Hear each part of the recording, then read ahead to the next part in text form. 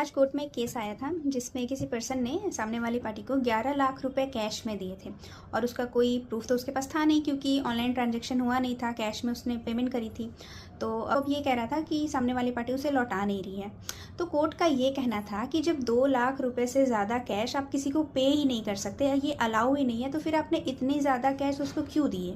तो इसने ये बोला कि इसका प्रॉपर्टी का कोई बिजनेस है, इसलिए उसने उसको कैश में पेमेंट करी। ठीक है, तो ये तो हो गई केस की बात। लेकिन अब आप ये जान लीजिए कि 2 लाख रुपए से ज़्यादा पेमेंट अगर कोई कैश में करता है तो जो पेमेंट कर रहा है उसके अगेंस्ट तो कार्रवाई होगी ही, साथ ही साथ पेमेंट रिसीव करने वाले पर भी 100% तक की पेनल्टी लगाई जा सकती है।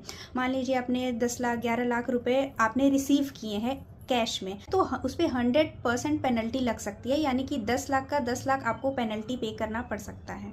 क्योंकि सुप्रीम कोर्ट ने लोअर कोर्ट को ये डायरेक्शन दिया है कि अगर आपके पास कोई भी ऐसा केस आता है 2 लाख रुपए से ज़्यादा जिसमें कैश का ट्रांजैक्शन हुआ हो, तो उनको अपने आईटी डिपार्टमेंट में इन्फॉर्म करना होगा, वरना उन लोअर कोर्ट पे डिसिप्लिनरी एक्शन लिया जा सकता है। तो बेटर ये होगा कि अगर 2 लाख रुपए से ज़्यादा की ट्रांजैक्शन करनी है तो आप चेक के थ्रू करें।